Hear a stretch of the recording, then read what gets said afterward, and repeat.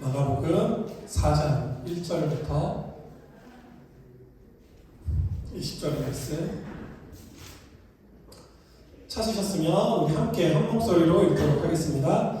예수께서 다시 바닷가에서 가르치시니 큰 무리가 모여들거늘 예수께서 바다에 떠있는 배에 올라 앉으시고 온 무리는 바닷가 육지에 따라 이에 예수께서 여러 가지를 비유로 가르치시니 그 가르치시는 중에 그들에게 이르시되 들으라 씨를 뿌리는 자가 뿌리러 나가서 뿌릴새 더러는 길가에 떨어지매 새들이 와서 먹어버렸고 더러는 흙이 얕은 돌밭에 떨어지매 흙이 깊지 아니하므로 곧 싹이 나오나 해가 돋은 후에 타서 뿌리가 없으므로 말랐고 더러는 가시떨기에 떨어지매 가시가 자라 기운을 막으므로 결실하지 못하였고 더러는 좋은 땅에 떨어지매 자라 무성하여 결실하였으니 30배나 60배나 100배가 되었느니라 하시고 또 이르시되 들을 귀 있는 자는 들으라 하시니라.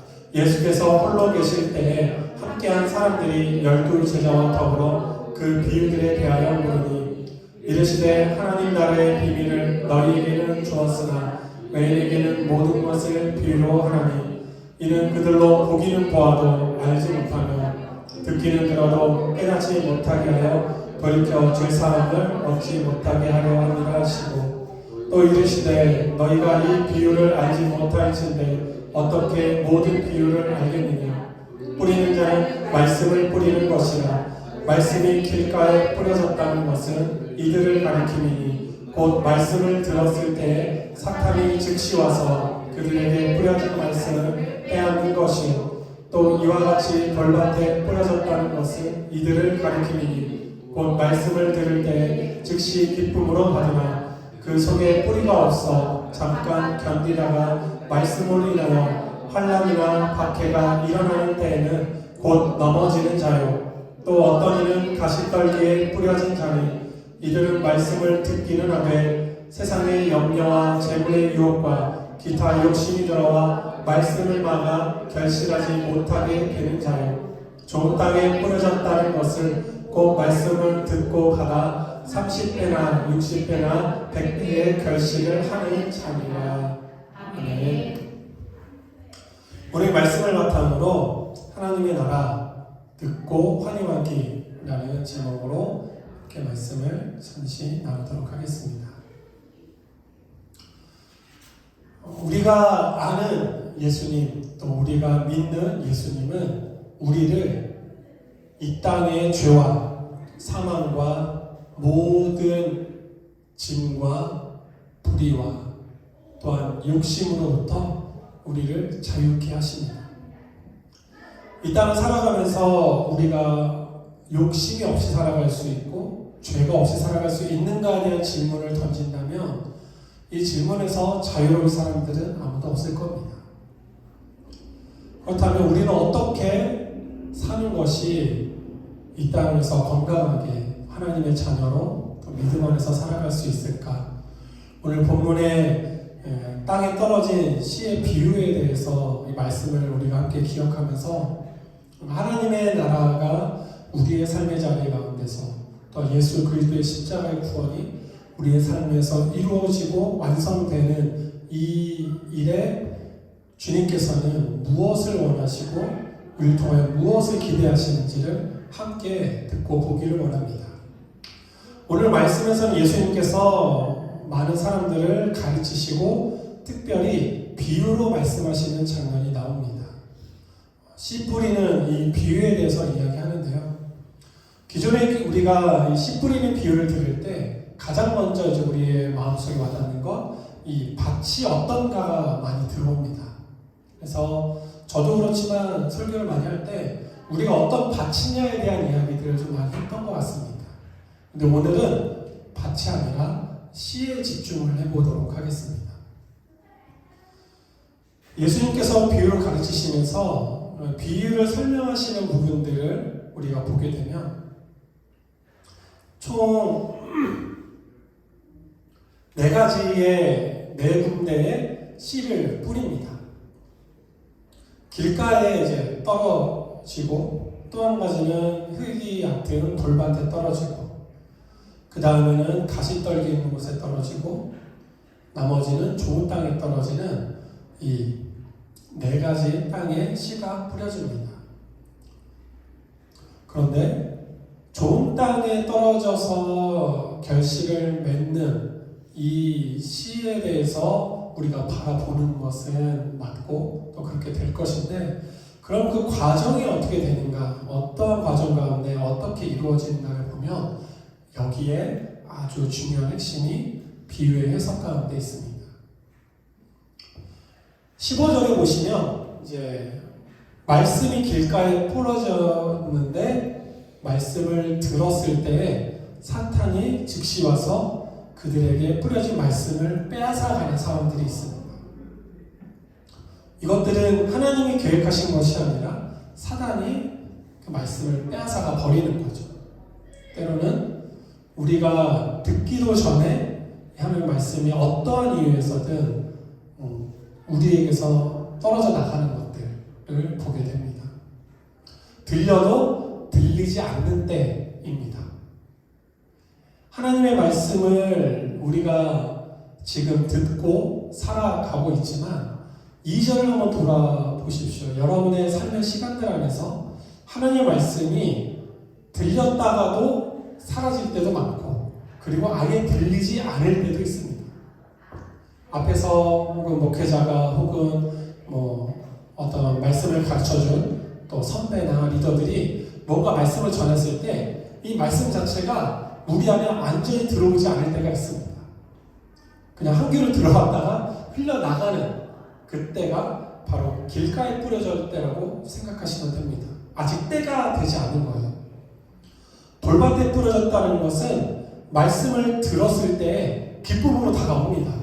이 말씀이 내 삶 가운데 기쁨으로 확 다가왔다가 뿌리가 없어서 잠깐 견디다가 이 말씀을 들음 인해서 환난이나 박해가 일어나는 때에 바로 넘어지는 자라고 말씀하고 있습니다.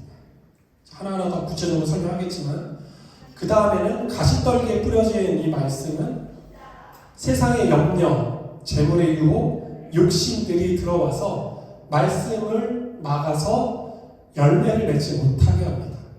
자라는 가는 것 같은데 열매가 맺어지지 않는 상태라고 보시면 되고, 마지막으로 좋은 땅에 뿌려졌다는 것은 말씀을 듣고 받아서 이제는 30배, 60배, 100배의 결실. 씨 하나가 심어졌을 때 이제 나타나는 열매는 우리가 셀 수 없을 만큼 많기 때문에 온전한 열매가 맺어졌다라고 이야기를 합니다. 그렇다면 이 말씀이 온전하게 열매를 맺어지기까지 우리에게는 어떤 일이 벌어지는가? 첫 번째, 처음 말씀드렸던 것처럼 말씀을 듣기도 전에 흘러가게 하는 일들이 있을 것이고, 두 번째는 바로 이겁니다.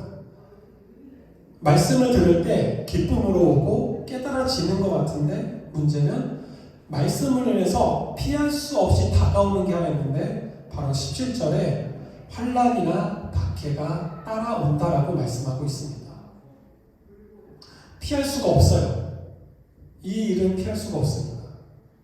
우리가 예수 그리스도를 믿고 믿음의 삶을 살아갈 때 내가 구원의 복된 소식, 그리고 우리가 주일 혹은 평일에 읽고 듣는 말씀을 통해서 그 말씀 때문에 환난이나 박해가 우리에게 일어난다라고 말씀하고 있습니다. 그런데 문제는 그런 때에 바로 넘어지는 사람들.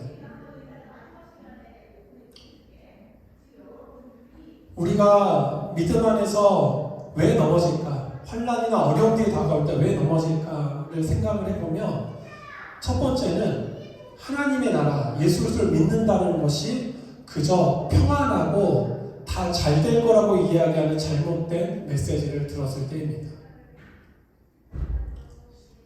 예수님께서는 하나님 나라의 복음을 전하시고, 그리고 복음이 전해졌을 때 예수님의 제자들에게 하신 말씀은 분명 어려움과 고난이 박해가 있을 거라고 말씀을 하십니다.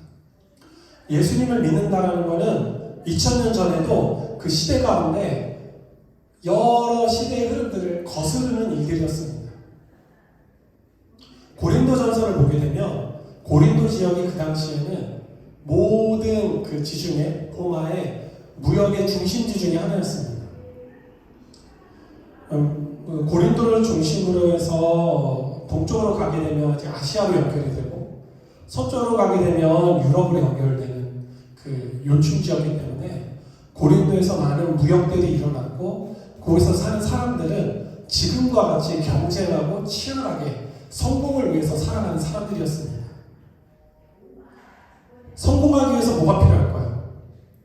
다른 사람들보다 내가 좀 더 나은 무언가가 있어야 하고 소위 요즘 말로 자신을 갈아 넣는 일들이 그 당시에 아주 많았었습니다.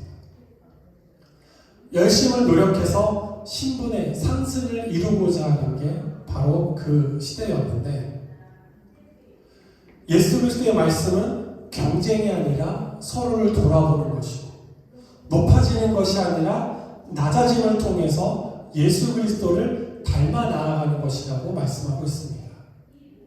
그렇기 때문에 예수 그리스도를 믿는다는 것은 당시에는 정치적으로도 위험했었고 그리고 시대의 흐름으로서도 이거는 맞지 않는 이야기였습니다. 고린도에서의 특징이 하나가 있는데요. 가난한 사람들이 있을 거 아닙니까? 여러 사람들이 살다 보면 성공을 위해서 살다 보면 사업에 실패하는 사람들도 있었을 것이고 또 일을 하다가 쫓겨나서 가난해진 사람도 있을 것이고 여러 가지 이유로 가난하게 된 사람들이 있을 때 그 가난하게 된 사람들을 착취하는 게 그 당시에는 나쁜 일이 아니었습니다. 묵인하는 거예요. 어떻게 묵인하냐면 가난한 사람들은 게으르기 때문에 그렇게 된 거다. 가난한 사람들은 그렇기 때문에 착취를 당해도 그들은 할 말이 없다라는 시대였습니다. 그럼 사람들이 그런 생각을 가지고 있었다면 모든 사람들이 이 가난을 벗어나기 위해서 얼마나 노력을 했겠고 신분 상승을 위해서 얼마나 발버둥을 쳤겠습니까? 지금도 마찬가지죠. 지금 우리나라에서 신분이 있다라고 이야기하는 사람들은 아무도 없지만 모두가 다 이 세상을 살아가면서 높아지려고 합니다.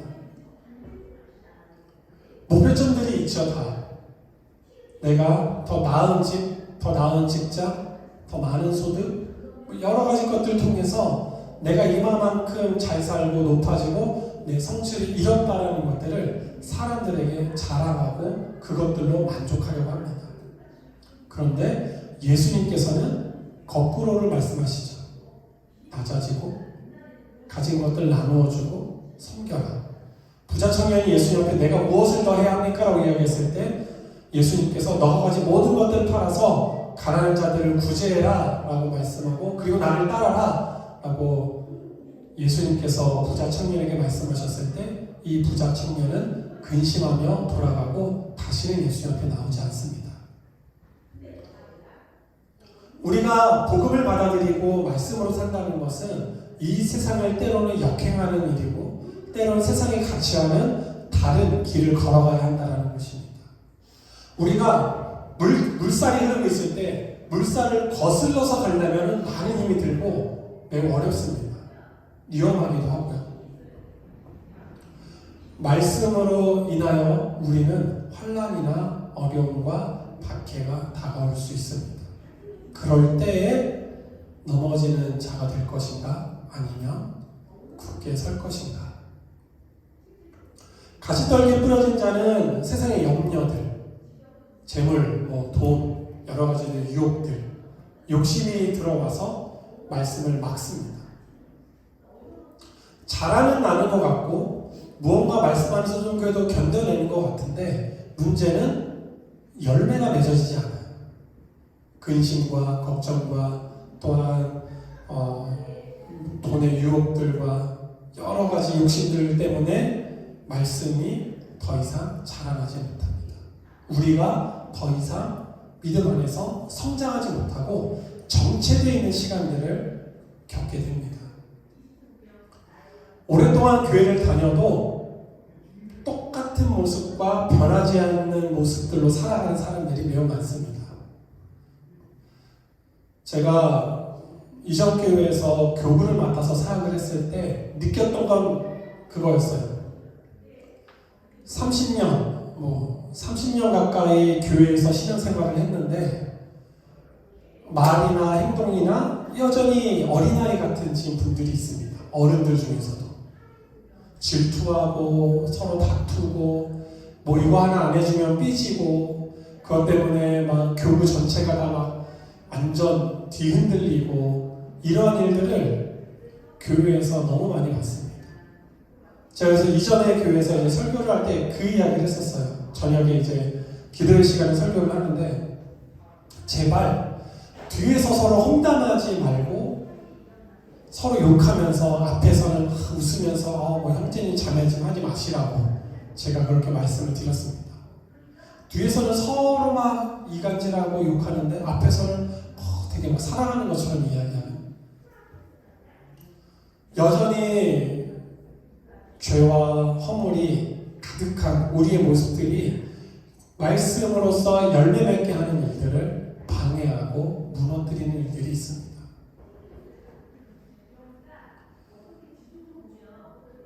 이 10절에 보면 좋은 땅에 뿌려졌다는 거 말씀을 듣고 받아 30배, 60배, 100배 결실하는 자라고 말씀하고 있는데, 그렇다면 좋은 땅에 뿌려진 씨는 고난이 없는가? 어려움이 없는가? 아닙니다. 똑같이 해가 내리찝니다.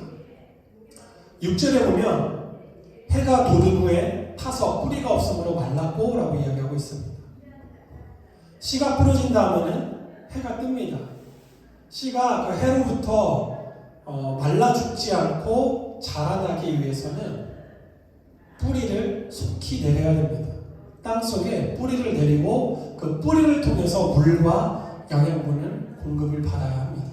그래야만 이 씨는 자라날 수가 있는데, 문제는 이러한 환난과 고난과 박해와 어려움들을 견뎌내지 못하는, 그것들을 받아들이지 못하는 문제들이 있기 때문입니다.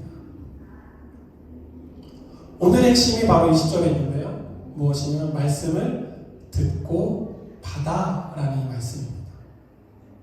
말씀을 우리가 듣고 받는다. 영어로는 이 받아를 웰컴이라는 영어 단어로 표현을 했는데, 받아들이는 겁니다. 환영하고 받아들이는 것입니다. 무엇을 받아들이냐? 내 삶에 말씀을 통해서 이루어진 모든 것들을 우리는 받아들이는 일들이 필요합니다. 사람이 참 연약한 게요, 내가 싫어하는 것들과 좋아하는 것들이 쭉 있잖아요. 섞여 있으면 어떻게 하죠? 우리는 골라냅니다. 내가 좋아하는 것들을 싹 골라서 이제 내 앞에 두고 내가 싫어하는 것들을 싹 밀어놔요. 아이들에게 고기와 야채 또 나물 반찬을 싹 해서 주잖아요.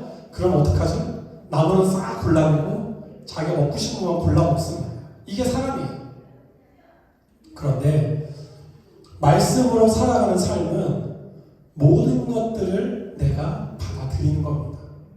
하나님 주시는 기쁨, 그리고 채우심의 은혜들, 또 넉넉함의 은혜들도 누리지만 한편으로는 말씀으로 인하여 오는 환난이나 박해도 우리는 웰컴 하면서 받아들일 마음의 준비가 되어 있어야 합니다.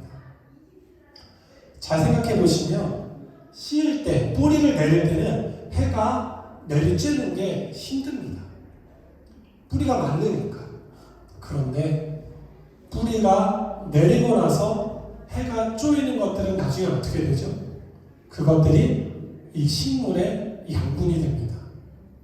우리가 때로는 말씀을 통해서 오는 것들이 내 삶 가운데 힘들고 어렵고 고통스럽고, 이게 내 삶에 무슨 유익이 될까, 내 삶의 자리에 어떤 도움이 될까라고 생각하겠지만, 결국에는 우리는 어려움과 고난의 시간을 통해서 우리는 성장하고 발전하고 더욱더 성숙해지는 것이 바로 우리들입니다.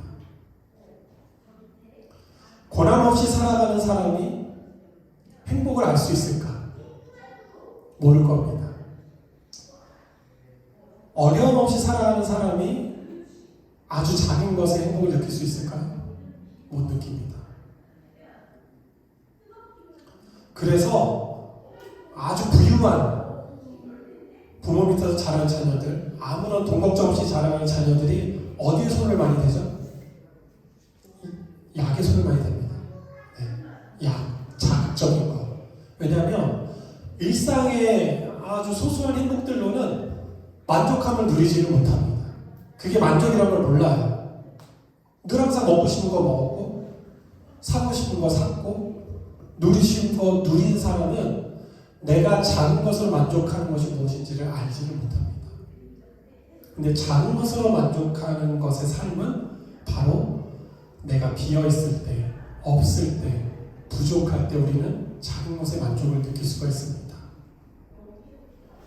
제가 어렸을 때는 교회에서 신년마다 금식 기도회를 했어요. 그래서 이 고등학교 때까지도 1월 1일 되는 게 너무 싫었습니다. 그럼 12월 31일 저녁에 막 입에 집어넣어요. 조금이라도 좀 덜 배고파 볼까. 그러니까 아니나 다를까 이제 1월 1일 하루를 이제 금식을 하고 이튿날이잖아요. 그러면 이 공복이 엄청납니다. 그럼 어떤 생각이 들죠? 마지막 날 남겨뒀던 반찬이나 네, 무엇이 너무나도 소중하게 느껴집니다. 내가 왜 그걸 남겼을까? 그리고 이제 어렸을 때는 너무 배고파하는 걸 힘들어하니까 부모님이 자판기에서 율무차를 이제 딱 하나 꺼내주시면 동생이랑 나눠 먹으면 그 율무차 하나가 정말 맛있고 소중했습니다. 우리가 환난이나 박해나 어려움을 겪는다는 게 물론 힘듭니다. 고통스럽고 어렵지만 거꾸로 이야기하자면 그 시간들을 통해서 우리는 행복이 무엇인지, 만족이 무엇인지, 하나님께서 나에게 채우심의 은혜는 무엇인지 우리는 경험하고 깨닫게 됩니다. 그랬을 때 이것이 우리에게 학습이 되잖아요. 그러면 나중에 하나님께서 나에게 많은 것을 부어주셨을 때 그것들로 인해서 내가 더 자극적인 것을 찾아가면서 만족함을 누리지 못한 사람이 아니라 내가 작은 것에 만족했기 때문에 이런 것을 주시는 하나님께도 감사하고 기쁨을, 행복을 고백할 수 있게 되는 것. 왜 예수님이 부자가 천국에 들어가기가 힘들다라고 말씀하셨을 때 그러면은 모든 부자는 다 가난해져야 되는가? 아니죠. 아닙니다. 하나님께서는 하실 수 있다라고 말씀하고 계신다는 건 무엇이냐면 세상과 우리의 차이점이 바로 거기에 있기 때문입니다. 우리가 말씀으로 인해서 오는 내가 신앙생활을 하나님 안에서 온전하게 하기를 원하고 내가 말씀과 기도의 시간들을 가질 때 분명 우리에게 오는 것은 해가 내리쬐는 뜨거움과 목마름 그리고 박해와 환난들이 분명히 말씀을 인해서 우리의 삶 가운데 다가옵니다. 그럴 때 우리는 뿌리를 더 깊이 내리는 것이 필요합니다. 견뎌내는 것이고 그것들을 내가 밀어내고 거부하는 게 아니라 받아들이는 겁니다. 아이러니하게도 그러한 어려움과 고난과 박해를 받아들일 때 무슨 일이 생기냐? 열매가 맺어지는 일이 우리에게 나타나게 됩니다. 피하지 말고 환영하는 겁니다. 오케이, 올 테면 와봐. 그럼 성경은 하나님께서 그러한 고난 가운데 시험 가운데 온 우리를 뭐라고 말씀하시냐면 시험 당할 즈음에 너희로 능히 피할 길을 내신다라고 말씀하고 있습니다. 파도가 막 이렇게 다가올 때 죽을 것 같잖아요. 파도에 휩쓸리면. 그런데 하나님께서는 우리에게 피할 길을 내어주신다라는 겁니다. 그렇기 때문에 우리는 두려워하지 않고 환영하는 겁니다. 받아들이는 겁니다. 고난을 받아들일 때 두 가지입니다. 한 가지는 우리에게 주어진 하나님의 나라가 이미 우리 안에 있음을 누리는 것 한 가지. 또 하나는 오실 하나님의 나라를 통해서 우리는 이 땅에서의 삶이 끝이 아니라 영원한 하나님의 나라가 있다는 것을 믿는 믿음. 잠시 잠깐 고난당할 수 있으나 이 고난이 영원하지 않다는 것. 세 번째는 이 고난과 어려움의 시간들이 나를 성숙하게 하고 자라나게 하고 열매 맺게 한다는 것들을 기억하시기를 주님의 이름으로 축복합니다. 그래서 어떤 땅에 뿌려지는가가 중요한 게 아니라 나는 어떤 땅에서도 뿌리 내리고 열매를 맺을 수 있는 하나님의 자녀다라는 것입니다. 말씀을 정리하겠습니다. 오늘 우리는 삶의 어려움과 박해와 고난, 내가 말씀을 따라 주님을 따라서 살아가는 삶에 다가오는 많은 파도와 같은 문제들 앞에 우리는 뭘 할 거냐면 하나님의 말씀을 통해서 우리는 들을 것입니다. 어제 기도해야 할 때도 말씀드렸죠. 우리는 기도하면서 중요한 것은 듣는 자가 되어야 한다는 것. 그런 다음에 무엇이냐면 말씀을 듣고 내 앞에 다가오는 여러 가지들, 때론 그것이 은혜와 또한 행복과 무언가 풍성함도 있겠지만 분명 말씀으로 인해서 오는 박해와 환난이 있다는 것, 그 모든 것들을 내가 받아들이는 겁니다. 그것이 당장에는 힘들고 목마르고 지칠 수 있지만 결국 그것들이 우리를 자라나게 할 겁니다. 그 안에 우리는 욕심들을 버리고 우리 안에 있는 유혹들을 이겨내고 말씀으로 자라나게 하는 것들을 막는 모든 것들을 예수 그리스도의 십자가 안에서 다 내어 맡기고 우리는 점점 더 자라나게 될 겁니다. 그거 아시죠? 자라나는 게 실시간으로 눈에 보이나요? 안 보입니다. 요즘은 이제 이런 장비들이 이제 발달해서 타임랩스 딱 걸어놓고서는 한 뭐 며칠간 이렇게 딱 찍으면 자라나는 게 보이기는 해요. 근데 사람의 눈으로 우리가 24시간, 뭐 48시간 볼 수는 없잖아요. 우리가 자라나는 건 순간순간 불쑥불쑥 자라나 있을 겁니다. 오늘 하나님의 말씀을 듣고 내가 내 모든 삶에 다가오는 파도들을 내가 받아들이기로 결정하고 그 안에 나는 자라날 것이라는 믿음을 가지고 나갈 때 조급해하지 마십시오. 오늘 하루 지나고 난다면 내가 얼마나 자랐나, 내가 이틀 지나고 나면 내가 얼마나 자랐나 확인하는 게 중요한 게 아니라 그 하루하루를 묵묵히 살아낼 때 어느 순간 우리는 불쑥 자라나 있을 겁니다. 어느 순간 우리의 가지 가운데 삶에 열매가 맺어지는 것들이 보일 겁니다. 하나님께서 기뻐하실 것이고 우리의 삶에도 하나님의 평화가 가득하게 될 줄 믿습니다. 그 날을 향해서 우리가 결단하기를 원합니다. 듣기로 결단하고 그리고 내가 오는 내 삶에 다가오는 것들을 받아들이기로 결정하는 것. 고난을 밀어내고 피하는 것보다도 하나님께서 이 시간들을 통해서 나를 단련시키시고 연단하시고 자라나게 하실 거라는 믿음을 가지고 우리는 그 시간들을 견뎌낼 겁니다. 그 시간들 안에 하나님께서 우리를 위로해 주실 것이고 우리를 사랑으로 붙들어 주실 것이고 손 잡아 주실 것이고 그러면서 어느 순간 자라나서 열매 맺는 우리의 삶을 통해서 우리도 기쁘고 또한 그렇게 살아온 우리에게 하나님께서 잘했다, 수고했다. 성경은 예수님 비유로 말씀하시죠. 잘하였다, 충성된 종아라고 말씀하시는 것처럼